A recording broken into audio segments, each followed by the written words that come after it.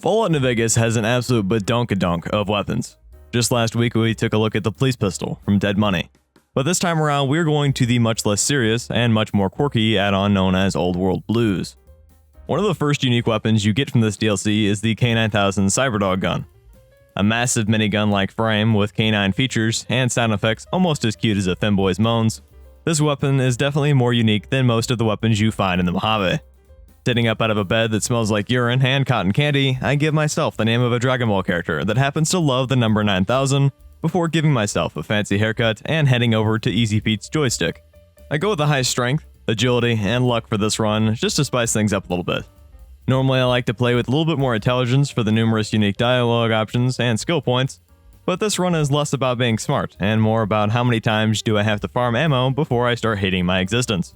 Repair, Science, and Speech were selected to make our experience grind much easier before going with Logan's Loophole and Skilled. Considering we just did a crit build, I figured we'd go back to the classic setup for this run, so I could once again complete skill checks and take all the chems I want. I sell some stuff to Chet before hitting the road and admiring my amazing hair as it stabs into each molecule of air. I need sleep and a nice warm cookie. Hidden Valley Ranch is as tasty as ever, but Neil's armpits weren't really as good as I remember. I am reminded of all those times that I was whipped in the bedroom while heading up the Indiana Jones path before popping by the substation that is full of men wearing burlap sacks, heading towards the strip, looting some freshly squeezed bodies, chit-chatting with good old Vindy, and submitting to a credit check. Here I had hoped to get a jump on the quests that make up a large majority of the middle of the game. Swank welcomes me to the tops. I grab comprehension so I could finally understand the conversations that occur in the channel's Discord and talk with the hottest robot in the game. You may be a fan of Fisto or Prim Slim, but they've got nothing on this cutie. Just think about it, he always says yes, and as someone who is into consent, that turns me on. What turns me off is the entirety of the Ultralux. Peeps, I really tried this time.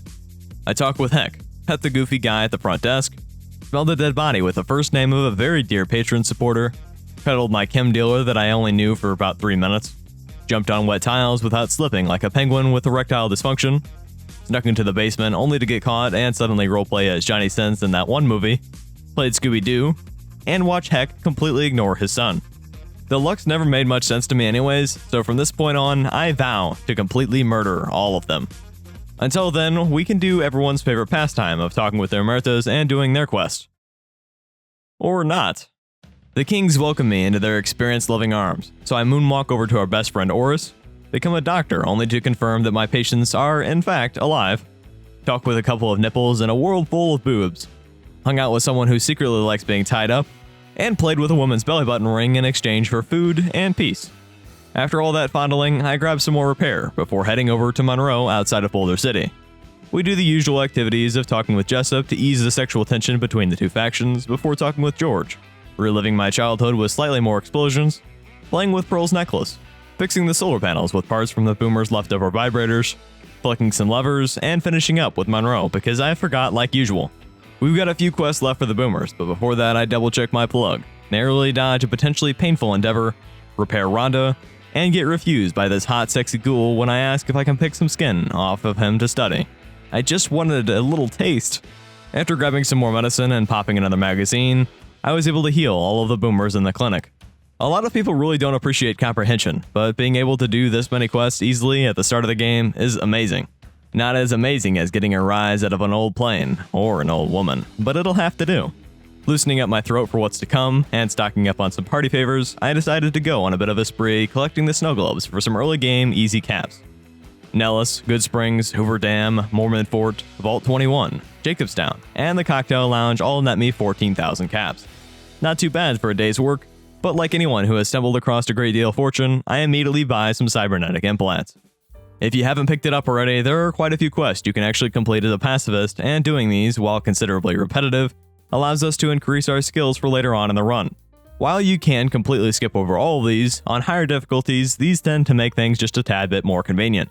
Besides, it doesn't hurt to check out our best friends every now and again.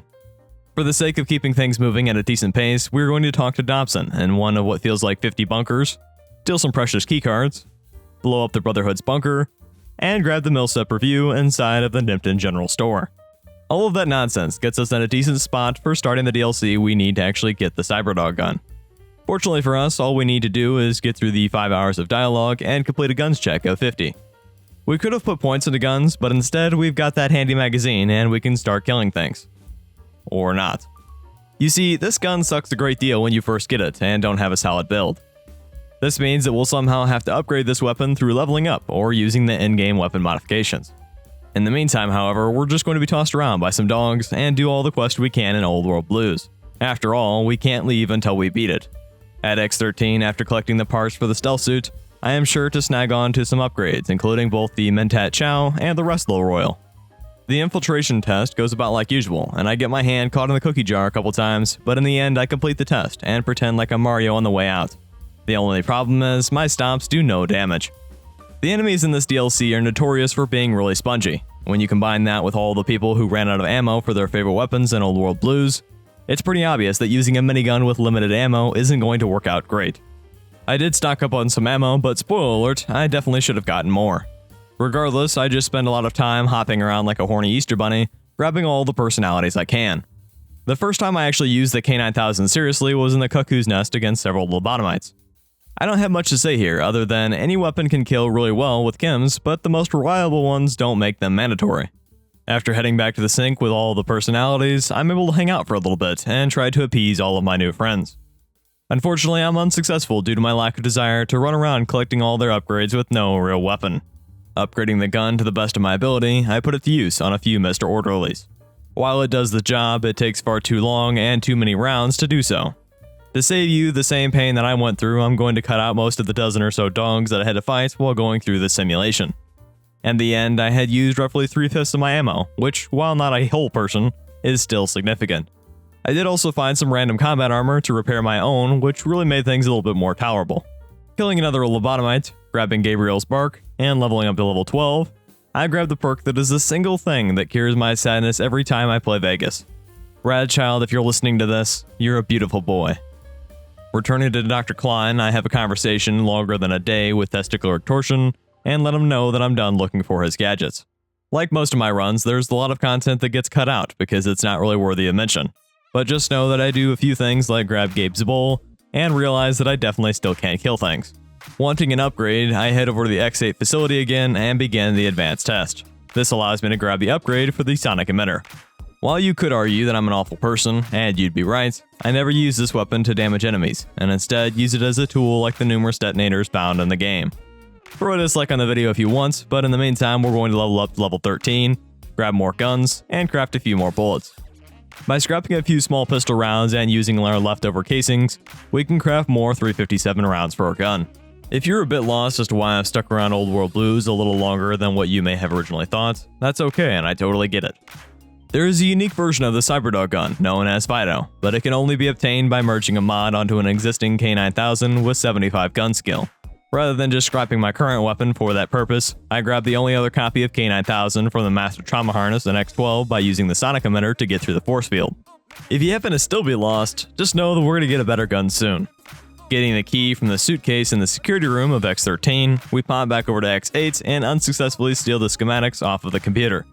Unfortunately, our gun skill isn't at 75, so I decided to push on to Lord Mabusi by perhaps the most unsatisfying ending possible via the terminal, thus disarming his giant robot scorpion, and grabbing my sexy brain. Killing a single enemy levels me up so that I can get more guns and the handloader perk before I make the new weapon and put it to good use. While I'm not usually fond of miniguns, the upgraded version of K9000, or rather Fido, proves itself rather nicely here by being able to dispatch all of the cute robots to the end of the DLC. I really hate to think about how much work it took getting to this point, but if you'd like to applaud me for my pain, consider subscribing or sending me feet pics. Heading outside and using my invisible grappling hook like Batman, I make out with the Great Khans for some ammo. Sweet, sweet ammo. Getting back to the main story, because we've already done the whole thing with the boomers already, we can cross that one off the list. But I definitely want some more money before we do much of anything else. Sunny Smiles sends me out to fire into the building full of people before Ringo is kind enough to hand me the deck of caravan cards. While on my way back to Crocker, I stopped in to see the king. That way I could use my one favor with him to repair things with the NCR. Crocker was delighted. Moore was simply ecstatic. And now I had 2 ammo vendors at my disposal. You may think I'm just another NCR bottom, but the truth is, I just love Barton and the way he supplies me with ammo with his well-calloused and attractive hands. The Great Khan armor is also pretty hot, but with how much ammo I would need for this run, I needed something a little extra.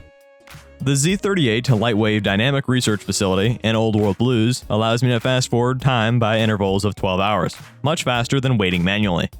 This technique, combined with buying copious amounts of food from Camp McCarran, allows me to farm all the ammo I would ever need for this run. Contreras was another thought, but he wasn't selling the ammo that I needed at the time. With that in mind, I played Caravan more times than I feel comfortable mentioning on the internet before getting all the caps I would need for this run.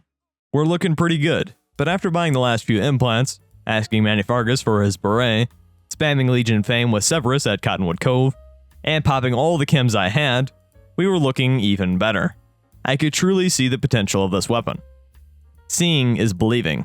It's funny how that old saying goes. When I was younger, I used to live out in the country in an old farmhouse with walls that made all sorts of sounds. When the house was destroyed, my parents and I moved into town away from the harsh wind and massive amounts of corn stalks. It was in town that I had to start walking to school. With it only being a few blocks in a low-crime town and me being in high school or 8th grade, I can't remember exactly and don't feel the need to go that deep down memory lane. I was more than safe and capable of getting there. This particular day after school, I ran across a man trying to cross the road. His black cane held at an odd angle, glasses dark enough that you couldn't read his eyes, and a walk that was more of a stumble than one of confidence. I stopped and said hello, and the man, who I saw was rather young after getting a little closer, introduced himself as Daniel. I helped Daniel cross the road and walked him another block or so until we reached his house. I didn't say much on the way there or in the form of a goodbye before I was off to my house. This little encounter would occur roughly 3 days a week. I would meet Daniel on his walk on my way home from school, help him cross a road or two, and say goodbye once we got to his porch. After about a month, on a hot summer day, he asked if I wanted lemonade. While I was hesitant, after all, he was little more than a stranger. I agreed, and he told me to wait on the porch while he got it from the fridge. It was about 8 minutes. I watched the traffic go by, looked at the rust on the chains of the hanging swing I was sitting in, and appreciated the colorful rug at his doorstep against the baby blue paint. He came outside with 2 glasses, both about half full to give a little more leeway with his movements and to ultimately prevent spilling any. I smiled, thanked him, then realized that my smile wasn't needed. I didn't need to fake it.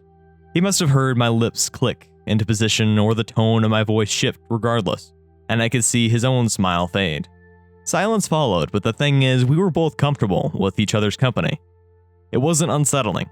I took my first sip of lemonade and could almost feel the sweat from my body on the hot day lighten up a little bit. The back of my throat welcomed its sweet and cold touch.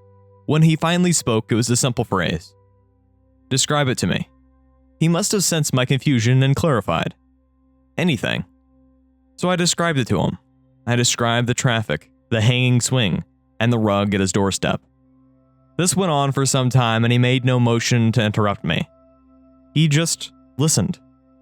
Daniel became one of the first people who listened to me. I would read him poetry and short stories I wrote, talk to him about my day and how my classes went, and how I was feeling at the time. It was one of the first times I was able to appreciate good company. I tell you this story not to introduce you to Daniel, but to encourage you to try to listen more in your own life. It is so easy to be lonely, but a good listener can make it even easier to be happy. One of the things that makes it impossible to be happy is this repetitive cutscene that Vegas players are forced to sit through every playthrough that involves Yes Man and Mr. House. We've been all over the place this playthrough. We've helped the NCR, became best friends with the Legion, and used Yes Man to get a jump on some of the main quests. Ultimately, we are going to side with majestic Chad, Mr. House. To do that, we talk with a receptionist with Chris Clavicles, read Cachino his own diary, that way he knows that we know he is cringe, steal some tapes that even Patrick Bateman would love to borrow, tell Troy to blow up some guns with some explosive diarrhea, and act as a bullet sponge, that way Cachino could painstakingly deal with Big Sal. Mr. House is pleased with how I handled the Emeritus, but even more pleased with how I dealt with the Dominatrixes in Hidden Valley. I love it when things come full circle. Stocking up on some more ammo from the same sources, and repairing my armor, I head over to Ranger Grant, disarm the bomb, kill the assassin in the tower, and take down the cutie who reminded me of Moore Brown and her tight jumpsuit. I miss that chick sometimes.